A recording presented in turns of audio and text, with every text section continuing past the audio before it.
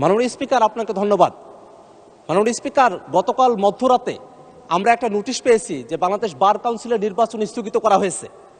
সেই স্থগিতকরণের কারণ হিসেবে বলা হয়েছে যে দেশে তীব্র জ্বালানি সংকট, এই কারণে বার কাউন্সিলের নির্বাচন স্থগিত করা হলো। মাননীয় স্পিকার, এখানে দুই ধরনের বিষয় রয়েছে। এক, এটা একটা সংবিধিবদ্ধ প্রতিষ্ঠান যেটার সাথে আইন মন্ত্রণালয়ের একটা সংযোগ আছে, আবার জ্বালানি মন্ত্রণালয় তাদের একটা কজ দেখিয়ে নির্বাচনটাকে স্থগিত করা হয়েছে। মাননীয় স্পিকার, আপনি জেনে থাকবেন যে দি বাংলাদেশ লিগাল প্র্যাকটিশনার্স এবং বার কাউন্সিল অর্ডারের বিধান অনুযায়ী 3 বছর অন্তর অন্তর নির্বাচন হওয়ার কথা। যদি নির্বাচন করার মতো পরিবেশ না থাকে, অর্থাৎ প্যান্ডেমিক হয় বা অ্যাক্ট অফ গডের মতো কোনো ধরনের দুর্যোগ ঘটে, সেই সময়টাতে 1 বছরের জন্য একটা অ্যাডহক কমিটির বিধান করণের সময়টাতে করা হয়েছিল। কিন্তু অন্তর্বর্তীকালীন সরকার গঠন করার পরে সেই জায়গাটাতে কোনো অ্যাক্ট অফ গড বা প্যান্ডেমিক না থাকা সত্ত্বেও নির্বাচন না দিয়ে তখন একটা অ্যাডহক কমিটি করা হয়। সেই অ্যাডহক কমিটিটা এখনো পর্যন্ত চলমান রয়েছে। সেই অ্যাডহক কমিটি থেকে একটা গণতান্ত্রিক যাত্রায় উত্তোলনের জন্য একটা নির্বাচনের সময়সীমা ঘোষণা করা হয়েছিল যে 19শে মেতে নির্বাচনটা অনুষ্ঠিত হবে। কিন্তু গতকাল মধ্যরাতে হঠাৎ করেই সেই নির্বাচনটা স্থগিত ঘোষণা করা হলো।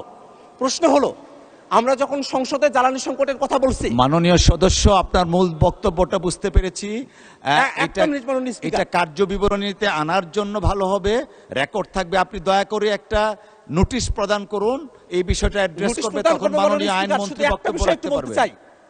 সেটা হলো, আমরা যখন সংসদে জ্বালানি সংকটের কথা বলি, সরকার দলের তরফ থেকে জ্বালানি সংকট নাই এই কথা বলা হয়।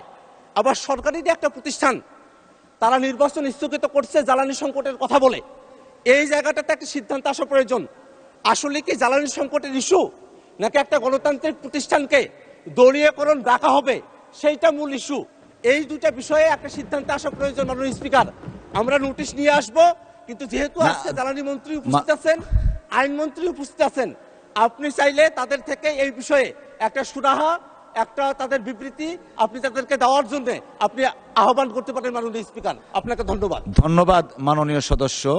আমার মনে হয় মাননীয় আইনমন্ত্রী বিষয়ে অ্যাড্রেস করতে চান। দয়া করে মাননীয় আইনমন্ত্রীকে মাইকটা দিবেন প্লিজ। মাননীয় স্পিকার, আপনাকে ধন্যবাদ। আপনার মাধ্যমে মাননীয় সদস্যকেও ধন্যবাদ যে উনি একটি অতি গুরুত্বপূর্ণ ইস্যু আপনাদের সামনে এনেছেন। উনি দুইটি বিষয় বলেছেন, pandemic and act of god.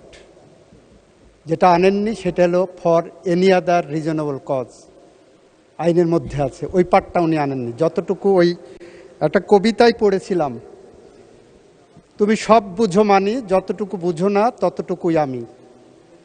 উনি সব বুঝেন, এটা যেমন মানি, কিন্তু যতটুকু ওনার প্রয়োজন ততটুকু উনি আনেন, এর বাইরের টুকু আনেন না। অবশ্যই সংসদের, অবশ্যই নির্বাচনে যাওয়ার জন্যই এই 8 সপ্তাহ বা 7 সপ্তাহ 8 সপ্তাহ সরকার দায়িত্ব গ্রহণের পরে, গত 18 মাসে যখন নির্বাচন হয়নি, আমরা দায়িত্ব গ্রহণ করার পরেই বার কাউন্সিলের নির্বাচন উদ্যোগ গ্রহণ করেছি। এবং সেই ব্যাপারে বার কাউন্সিল একটি স্বায়ত্তশাসিত প্রতিষ্ঠান, আপনি জানেন, তারা স্বকীয়ভাবে স্বাধীনভাবে সিদ্ধান্ত নেন। মাননীয় স্পিকার, বার কাউন্সিলের উনি যে কথাটা বললেন জ্বালানি মন্ত্রণালয়কে টেনে এনে শুধুমাত্র একটা কারণে, সেই প্রেস রিলিজ আমিও পড়েছি, আমার নোটিশও এসেছে। উনি যে জিনিসটা বলেননি সেটা হলো ঢাকা বার সহ বেশ কয়েকটি বার অ্যাসোসিয়েশন থেকে বার কাউন্সিলের কাছে অনুরোধ এসেছে যে তাদের ওখানে এখন নির্বাচন চলছে, তাদের নির্বাচন প্রক্রিয়া সমুন্নত রাখার জন্য, এইটাকে নির্ঝঞ্ঝাট রাখার জন্য, ওই বার অ্যাসোসিয়েশনগুলোর নির্বাচনকে নির্ঝঞ্ঝাট রাখার জন্য, নির্বাচনটা পিছানোর জন্য বলেছেন। এবং বার কাউন্সিল একটি সংবিধিবদ্ধ সংস্থা হিসাবে বিভিন্ন বার অ্যাসোসিয়েশনের সেই অনুরোধটাও রক্ষা করেছেন। ফলে এই পার্টটা কিন্তু উনি বলেননি। আইনজীবীদের দাবি ছিল বিভিন্ন বার অ্যাসোসিয়েশন, ঢাকা বার হলো বলা হয় এশিয়ার মধ্যে সবচেয়ে বৃহত্তর বার, যেখানে 22,000-এর উপরে লয়া আছে। সেই বারের নির্বাচন সামনে, 29 তারিখে সেই বারের নির্বাচন, সেই নির্বাচন প্রক্রিয়াকে সামনে রেখে সেই অ্যাসোসিয়েশনের পক্ষ থেকে যে অনুরোধ এসেছে, বার কাউন্সিল আমি মনে করি তাদের নিজস্ব মেধা, প্রজ্ঞা, স্বকীয়তা এবং স্বাধীনতা অ্যাপ্লাই করেছেন।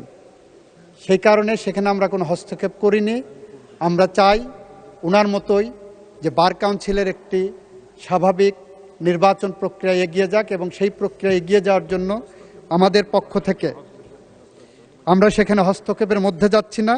আমরাও চাই, ওনার মতোই চাই, বার কাউন্সিল স্বাধীনভাবে সিদ্ধান্ত নিয়ে তারা এই ব্যবস্থা গ্রহণ করবেন। আপনাকে ধন্যবাদ মাননীয় স্পিকার, মাননীয় সংসদ সদস্যকে ধন্যবাদ। ধন্যবাদ মাননীয় আইনমন্ত্রী। আমি তো ভেবেছিলাম মাধবী হবে কবিতার শিরোনাম।